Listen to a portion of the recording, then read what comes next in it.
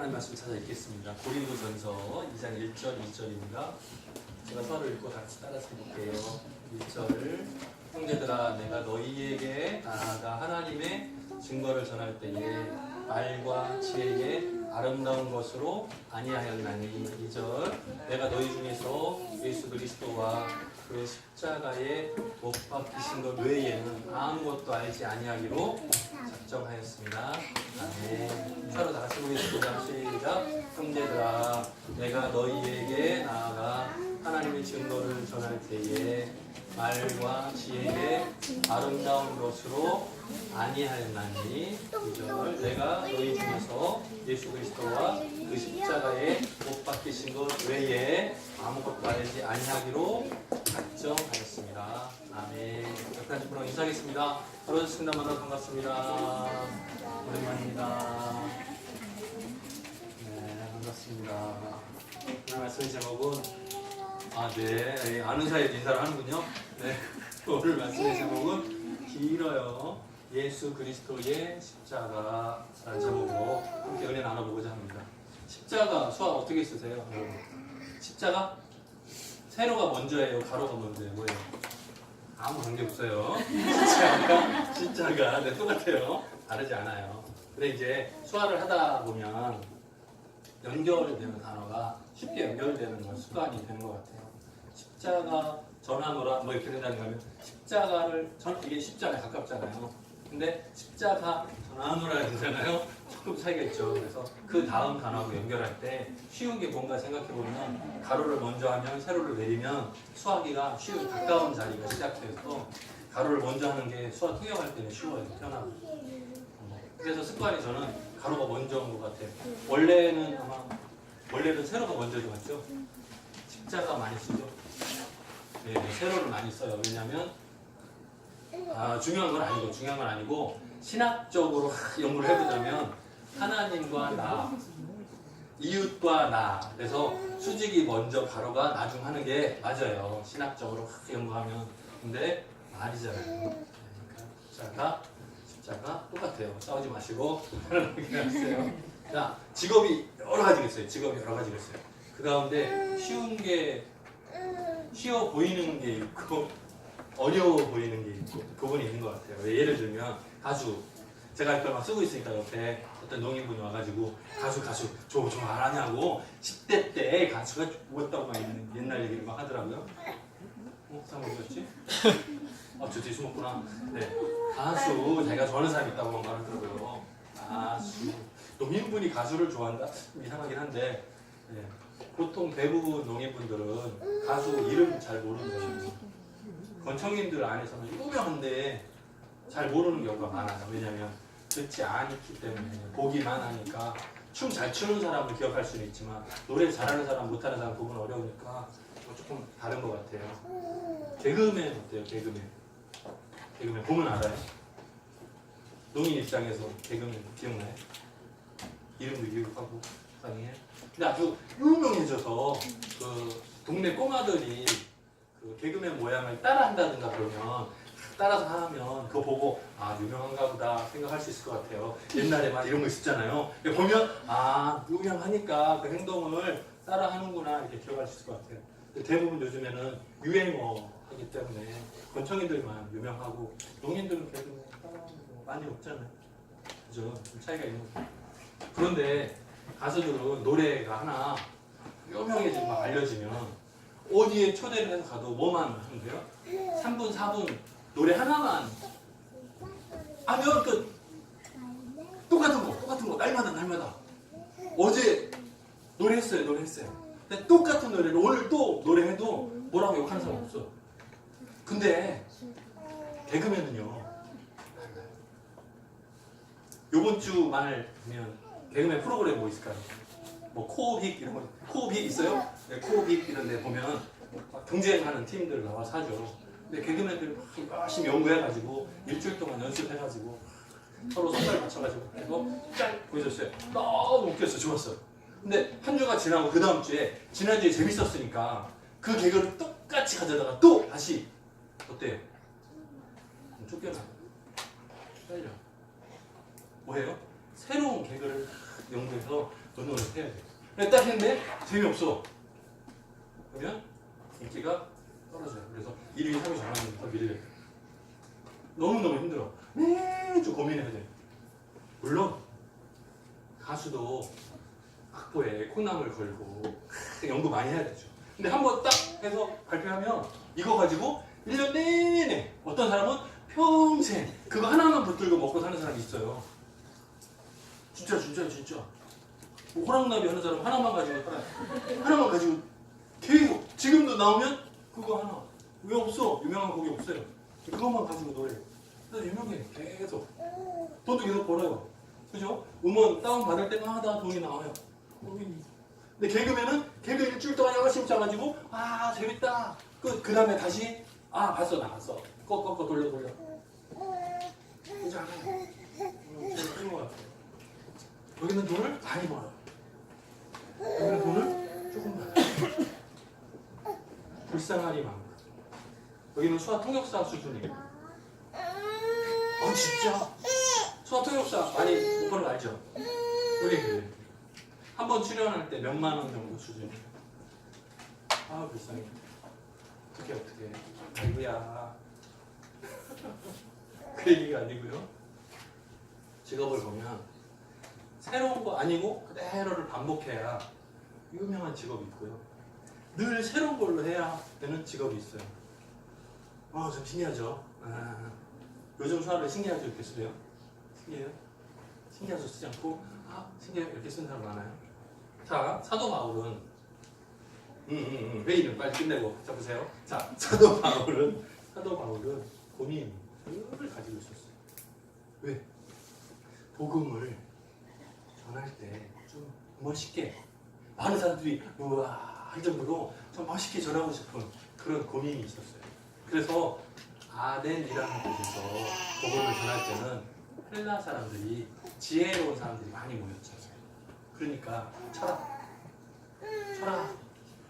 아주 높은 수준 높은 어려운 단어를 써가면서 많은 사람이 우와 할 줄 알았어. 보통 바울이 가서 전도 집회를 열면 수백 명, 수천 명이 막 모여들어서 회개하는 사람이 막 일어나서 3,000명씩, 5,000명씩 회개하고 예수 믿는 역사가 기적적으로 나타났어요. 가는 곳곳마다 그랬어요. 그런데 딱 한 곳 아덴에서는 완전히 실패했어요. 왜? 철학적인 단어, 철학적인 수준에 잘할 줄 알았지. 근데 거기 있는 사람 수준에 맞춰서 높은 수준에 맞춰서 어려운 대화를 들고 철학적인 단어를 섞어가지고 설명하면 서로는 별로 논문 쓰듯이 땅에서 딱 전하면 얘 잘 돼. 할 줄 알았어. 그런데 전화기니 열심히 딱 전했는데 회개하고 돌아오는 사람은 몇몇 사람. 여기서 고민합니다. 그리고 바울은 결심했어요. 뭐라고요? 앞으로 다시는 십자가 외에 결코 전하지 않겠다. 철학, 십자가 전할 때 오히려 방해된다. 그래, 뭐만? 십자가만. 순수하게 100% 예수 그리스도의 십자가 보혈만 전해야 되겠다. 했어요. 어디서? 아덴에서. 그리고 끝나고 나서 이동한 곳 어디요? 고린도요. 그러니까 고린도에 저는 항상 뭐만 생각나겠어요? 철학은 실패 안 돼. 어려운 단어 말 안 돼. 십자가만 해야 돼. 이게 스스로 있는 거예요. 그래서 고린도 전후서를 보면 항상 뭐만 강조해요? 십자가 내가 처음 볼 때에 십자가. 중요하죠. 자, 여러분 한번 예를 들어서 입장을 바꿔 생각을 해보세요. 저는 신학대학원 다닐 때 처음에 한 2박 3일 정도 수련회를 시작해요. 항상 3월 초, 2월 말 그때 방학의 맨 마지막 아니면 3월 초 개강 직전에 수련회가 있어요. 그러니까 영성 훈련이라고 보통 말 사용하는데 방학 동안에 이제 교회 사역 바쁘고 하니라고 공부에 대해서 좀 게을렀죠. 그걸 다시 정신을 차리고 집중하자! 의미로 그게 비슷해요. 그런 의미로 수련회를 2박 3일 그래서 외부에서 훌륭한 목사님 모셔다가 처음에 주제 강의 시작하고 그 다음에 분과별 토익 뭐 이런 거 비슷한 게 있어요. 그래서 선택해서 내가 관심 있는 부분 궁금하다 그러면 거기에 가서 내가 원하는 것 선택해서 공부하는 거예요. 그래서 A, B, C 이렇게 나뉘면 선택해서 들어가는 그런 경우가 있어요. 그래서 곤란한 문제는 뭐냐면 많은 사람들이 대부분 이 A, B, C 강사가 초빙되어 오잖아요. 그다음에 미리 광고를 한단 말이에요. 소서지 같은 데다가 이름 누구 초빙한 강사들 이름을 쭉쭉 써놔요. 뭐가 곤란하겠어요? 뭐가? 학생들이 이 3명 중에 유명한 사람한테 우와 몰려. 거기 들어가면 문 열면 아무도 없어. 문 열어? 아무도 없어. 여기만 꽉 차고 여기는 비었어요. 그러면 돈을 들이고 외부에서 강사를 모셔다 놨는데 여기는 꽉 차가지고 비좁아서 의자가 부족할 정도예요. 근데 여기는 민망할 정도. 죄송합니다 할 정도. 학생들이 오지는 않아요. 어떡하죠? 걱정할 정도. 강의 시작했어요? 아직 시작 아직 안 했어. 근데 학생들이 텅 비었어요. 아무도 없어. 강사는 와서 서가지고 준비하고 있어요. 마이크 테스트하고 이제 오면 이제 강의 시작해야지 하고 있는데 시간이 다 되는데 아무도 오지 않아. 그럼 어떻게 해요? 준비하는 팀들이 여기 가가지고 피하고 싶다. 눈치 어차피 앉지 못해. 그래서 여기에 억지로 와서 앉아있어요. 듣고 싶지 않아. 근데 저쪽에서 잘려가지고 순서가 잘려가지고 이쪽으로 이동했어요. 어때요? 공부 열심히? 안 하겠죠. 졸리죠? 일하겠죠? 힘들어요. 비슷해요. 생각해줄래요?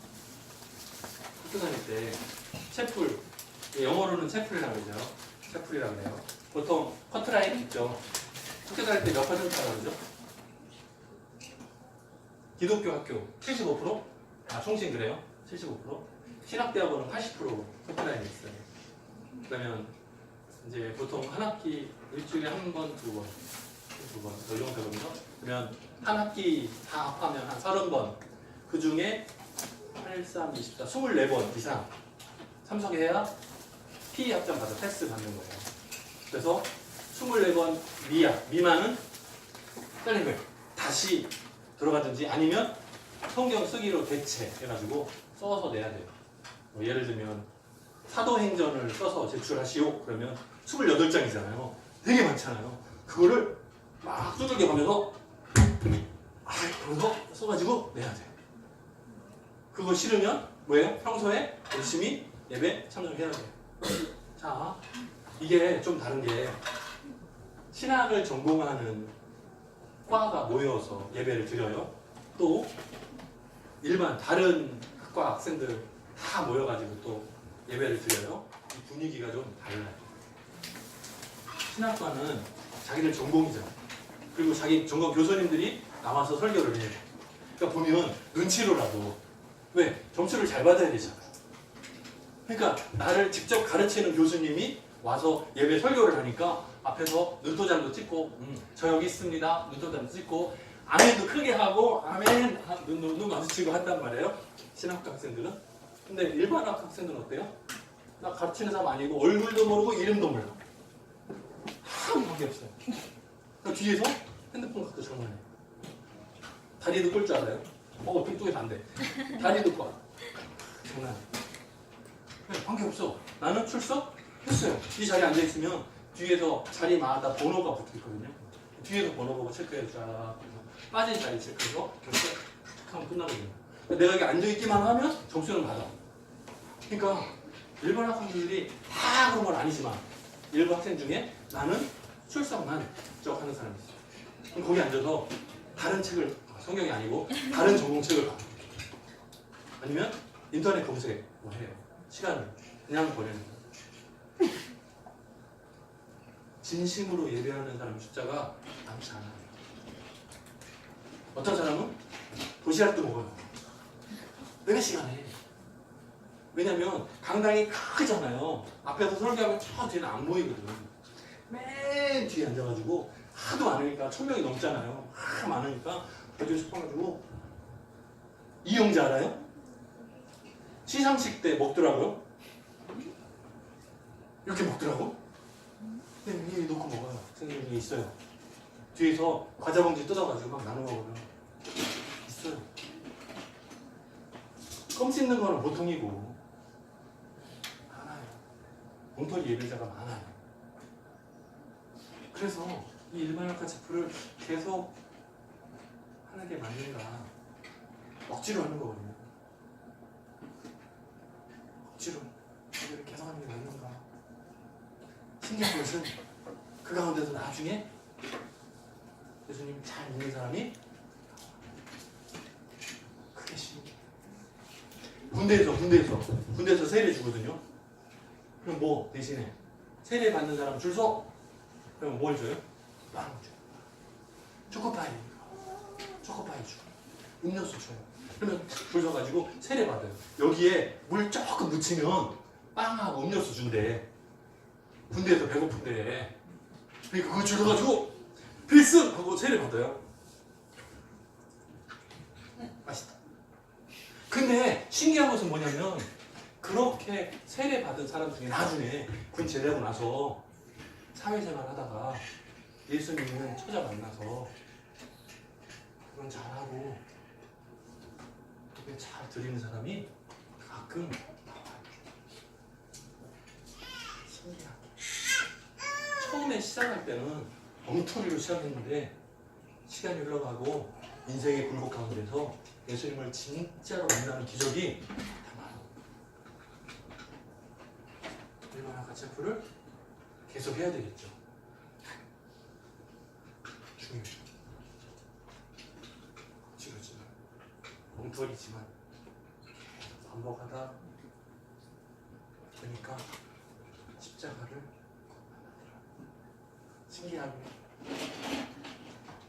자, 예수님을 나의 구주로 영접하는 게 기준이에요. 전과 후로 나누죠. 내가 예수 믿고 구원 받았습니다는 확신이 있기 전, 후 예배에 임하는 태도가 달라요. 예배 드리는 모습을 보면 저 사람이 신앙이 있다 없다가 구분이 가능할 정도. 하나님 믿지 않는, 예수님 영접하지 않은 사람들의 모습을 보면 예배의 자리에 들어오는 것 완전히 싫어해요. 예를 들면 가족이 교회를 다녀요. 근데 나는 예배 드리기 싫어. 그럼 뭐 하는 줄 아세요? 예배 드리러 가는 그 길에 운전 대신해요. 그 주차해. 갔다 와. 거기 앉아가지고 담배 피워요. 어디서? 교회 주차장에서. 네네네. 교회 주차장에 담배에다 걸리면 쫓겨나잖아요. 그죠? 그러면 돌아다니면서 담배를 피워요. 돌아다니면서 담배를 피워요. 그럼 언제 와요? 예배 딱 끝나는 시간에 딱 맞춰서. 신기해. 잘 기억해요. 12시 가까우면 축도니까 알아. 그냥 딱 해서 12시 가까우면 딱 되다가 탁 끝나고 나온 거 딱 펴가지고 같이 샥 가요. 그러니까 매주 1년 52주를 결석하지 않아. 어디까지? 주차장까지는 출석이야. 주차장까지는 출석이에요. 근데 예배 드리는 자리는 들어오지 못해요. 왜? 이 안에 예수님이 없습니다. 영접하기 전인 거예요. 그래서 예수님 만나고 나면 차가 없어도 교회 와요. 집이 멀어도 교회 와요. 오늘 윤혜영 집사가 버스 타고 왔대. 남편이 지방에 광주에 있잖아. 애 손잡고 업고 온 거야. 너무 이뻐요. 본인은 감기 걸렸어. 마스크 하고 왔어요. 근데 너무 이뻐. 어떻게 오는 거예요? 이 안에 예수님 계신 거예요. 그러니까 내가 불편한데, 몸이 아픈데, 그러면 불금하고 오는 거예요. 이뻐. 결혼했으니까 괜찮아요, 그죠? 많은 성도들이 죄를 지적하는, 잘못했습니다, 당신이 죄인입니다 선포하는 설교를 싫어해요. 더더군다나 예수님을 영접하기 전에는 죄인이야 하는 거 싫어요. 이 마음속에서 껄끄러워요. 그래서 전도하러 현장에 나가가지고 사형리 같은 거 전하잖아요. 하나님이 당신을 사랑하십니다. 당신을 향한 놀라운 계획을 갖고 계십니다. 이런 거 할 때 괜찮아. 그런데 자, 저를 따라 하십시오. 나는 죄인입니다. 너는 죄인입니다. 따라하지 않아. 그거 싫어. 내가 죄인입니다 인정하는 것을 너무 싫어요.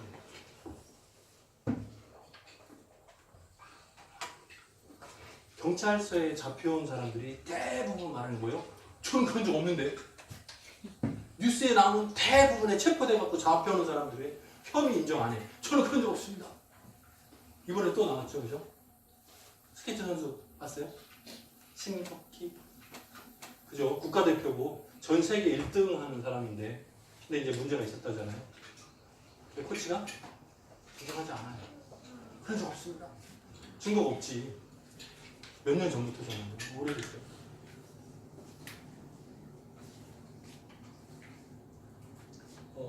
지난주에 제가 아는 지인 중에 두 분이 돌아가셨어요. 한 분은 권사님이었고 한 분은 집사님이셨는데, 이제 한 분은 제가 수원에서 신앙생활할 때 아는 권사님이었어요.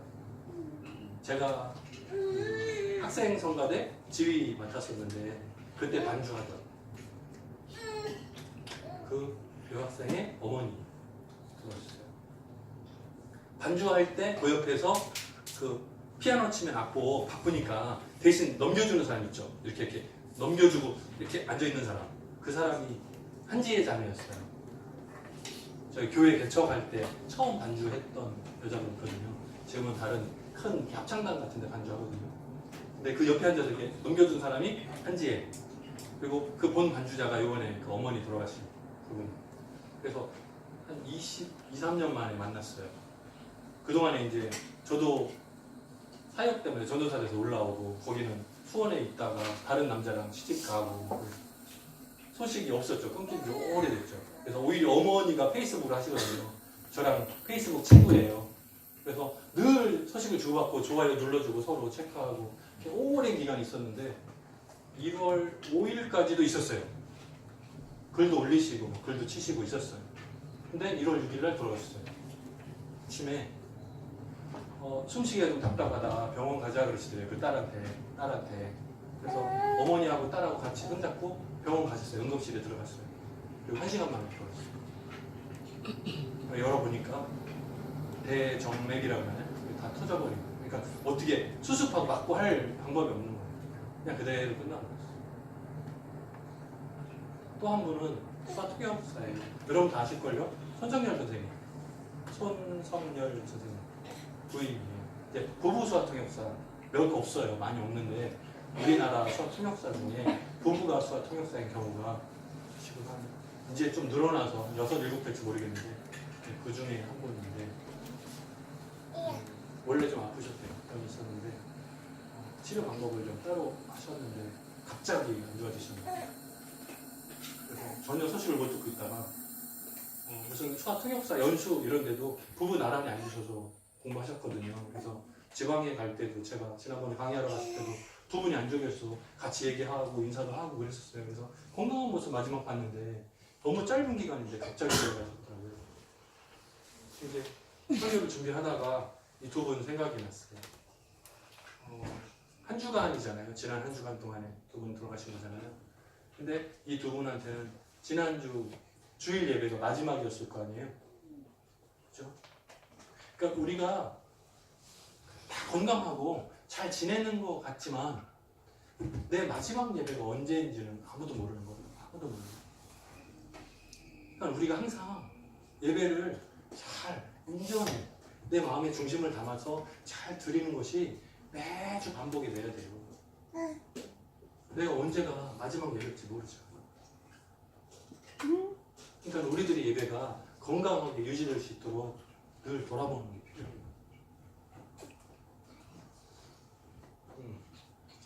설교라는 게 그래요. 하나님의 뜻을 제가 금요일이었나요? 금요일 설교였나? 오전 11시에 예배 때군요. 오전에 11시 예배 때 설명해 드렸어요. 하나님 말씀과 기도가 중요하다고 했죠. 말씀이 뭐냐면 하나님의 계획과 뜻을 우리가 받는 시간이에요. 그죠? 기도 시간은 뭐 하는 시간이에요? 기도 시간은 하나님의 계획하고 나하고 차이가 얼마인지를 확인해 보는 시간이에요. 그래서 기도하다가 내가 잘못된 길로 가고 있으면 하나님께서 끄집어 당기시잖아요. 똑바로 세우시잖아요. 기도하다가 나를 돌아보면서 하나님 말씀하고 나를 되보는 시간인 거예요. 기도하는 시간이. 하나님 말씀은 그것을 설교로 목사님들이 설교로 전하잖아요. 개인 얘기를 하는 게 아니잖아요. 하나님의 말씀은 다르게 전하는 거예요. 어려우면 쉽게 풀어내서 설명하는 거잖아요. 그 시간이잖아요. 그죠? 그런데 설교의 내용 중에 죄에 대해서 십자가에 관련해서 아주 예민하고 날카로운 설교를 하면 양심이 막 찔려요. 그래서 성도들이 싫어해요. 큰 교회에 보면요, 설교가 대부분 축복이에요. 받으십시오. 하나님 여러분을 사랑하십니다. 여러분 하시는 일 다 잘 되길 바랍니다. 축복. 그러면 할렐루야 막 웃으면서 기도가 가요. 근데 우리가 좀 조심해야 돼요. 분명히 하나님은 우리가 잘 되고 우리가 풍성하게 되는 것을 좋아하시는 분 하나님 맞아요. 근데 그 가장 중요한 게 뭐냐면 기초예요. 그 기초가 십자가가 없으면 가짜예요. 홍수예요. 그 기초에 예수 그리스도를 영접함이 없으면 교회를 아무리 열심히 다니고 아무리 수고가 많아도 다 헛거예요. 때문에 죄를 지적하는 내용들의 설교를 계속 하는 이유, 십자가 설교를 자주 하는 이유 뭐예요? 기초를 세우는 거예요. 반석 위에 세운 집같이 모래 위에 세운 집 말고 네. 반석 위에 예수 그리스도 위에 집을 세우는 사람처럼 신앙생활을 하라. 근데 찔리는 설교를 하면 성도들이 싫어해요. 기분도 나쁘고 예배 드리고 나서 찔려가지고 그래서 오징어처럼 복 받으세요, 복 받으세요 그러면 웃으면서 집에 간다. 근데 엉뚱한 게 우리가 조금 부담될지 모르지만 십자가를 늘 기억할 수 있는 그 내용이 굉장히 중요해요. 어쩌면 예수 믿는 사람한테 가장 첫 번째 예수 그리스도의 십자가 그거 빠뜨리면 다 없거든요. 그러니까 여러분이 예배 드릴 때마다 잊지 말아야 될 것은 아무리 축복하는 내용의 설교가 있다 하더라도 내가 저 복을 받으려면 뭐 해야 된다? 십자가를 붙들어야 된다. 그거 잊어버리면 다 없거든요. 잊지 말고 이렇게 고린도 교회 성도들이 기대했던 것이 뭐냐면 오늘 말씀에도 나와요. 말과 지혜의 아름다운 것으로 하지 아니하고 예수 그리스도의 십자가에 못 박히신 것 외에는 아무것도 전하지 않겠노라 했잖아요. 자, 보세요. 사람들은 말과 지혜의 아름다운 것 이걸 좋아해요. 축복 좋아해요. 바울이 아덴에서 철학적인 단어를 막 섞어서 말과 지혜, 지혜가 필로소피잖아요. 그죠? 지혜, 철학이라는 뜻이잖아요. 말과 철학 참 설교를 했어요. 그 결과는 열매가 적었다는 거예요. 본인이 경험한 거예요. 자신이 알고 있는 철학적인 지식이 얼마나 가득했어요. 로마 시민권자였잖아요. 바울이 가말리엘 선생님 직속 제자였잖아요. 지금으로 말하면 한국으로 말하면 서울대 최고 학부를 졸업한 거잖아요. 그러니까 지식이 얼마나 뛰어나요. 그러니까 그 뛰어난 설교를 했는데 결과가 거니까 그런 식으로 하지 않겠다. 십자가만 전해야 되겠다. 그렇게 하는 거예요. 십자가 얘기를 하면 어때요? 유대인들이 너희가 예수를 십자가에 못 박아 죽게 했다. 너희들이 살인자다. 이렇게 선포할 거 아니에요. 그럼 유대인 성도들이 어때요? 마음이 불편하죠. 내가 하나님의 아들 예수 그리스도를 십자가에 못 박으라고 소리쳤었지.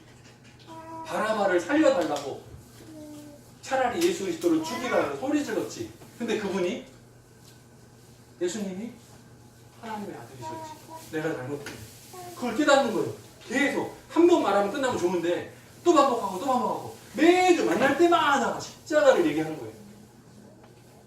그러니까 유대인 성도들은 괴롭죠. 부담스럽고. 근데 바울이 생각하는 거예요. 유대인 성도들이 바로 서기 위해서는 뭐가 필요해요? 십자가가 필요하다. 여러분들이 제가 하나님 앞에서 바로 서기 위해서는 뭐라고요? 십자가가 필요하다. 그 얘기. 십자가 없으면 하나님 만나지 못해요. 바울은 십자가와 예수 그리스도를 전하는 사명 가졌어요. 하나님이 나를 부르신 목적이 무엇인가? 내가 예수 그리스도를 전하는 사명을 받았다. 원래는 바울은 어떤 삶을 살았죠? 다 아시죠? 예수 믿는 사람을 잡아서 때리고 죽이고 옥에 가두는 그 역할을 했었어요. 그래서 예수 믿는 사람을 잡기 위해서 방방곡곡을 말 타면서 막 찾아다녔어요. 그러다가 다메섹에서 예수님을 만났죠. 그때부터 바뀌었어요. 전과 후로 아니었어요. 예수님을 만나고 영접하게 됐어요. 누굽니까? 네가 핍박하는 예수가 나. 눈이 멀은 상태에서 바울이 예수님을 만났어요. 그리고 지금까지 예수 믿는 사람 잡아서 죽이고 옥에 가두고 때리고 하던 것을 버리고 새롭게 시작하는 거죠. 거꾸로 예수님을 전하는 증거하는 삶으로 바뀐 거예요. 예수 믿기 전과 후로 완전히 나뉜 거죠. 어때요? 우리들의 삶이 예수 그리스도를 중심으로 전과 후로 나뉘어 있습니다. 혹시 여러분이 예수 그리스도의 십자가를 그냥 교양, 좋은 역사적인 사실이죠. 알아요. 기억하고 있어요. 무덤덤하게. 예수님의 십자가를 얘기해도 무덤덤하게 양심에 찔림 없어. 철갑을 둘렀어요. 십자가 단어만 들어도 죄송하고 부담스러워하고 감사하고 감격하고 새로운 결단이 서고 예수님 붙들고 예수님과 함께 동행하며 살겠습니다. 결단할 수 있어야 하는데 그렇지 못할 때가 많다. 오늘 예수 그리스도의 십자가를 바라보면서 바울이 왜 이렇게까지 변화됐는지를 다시 한번 생각해보고 저와 여러분의 예수님 처음 만났을 때를 기억하고 새롭게 출발할 수 있기를 주님의 이름으로 축원합니다. 같이 기도하겠습니다. 사랑이 많으신 하나님 아버지 감사합니다. 영원히 죽어 마땅한 우리들을 대신해서 십자가에 달려 죽으신 예수 그리스도를 기억합니다. 우리가 너무 자주 들어서 무덤덤해지고 양심의 찔림도 없고 오히려 그냥 아는 지식 정도로 예수 그리스도의 십자가를 시시하게 착각하고 있는 것은 아닌지 돌아보기를 원합니다. 처음 십자가를 바라보고 예수님을 영접했을 때의 그 감격과 그 눈물을 잊지 않게 도와주시고 새로운 마음으로 늘 새롭게 결단하고 일어서는 우리들 되게 도와주옵소서. 함께 하시길 간절히 소원하옵고 예수님의 이름으로 기도드립니다.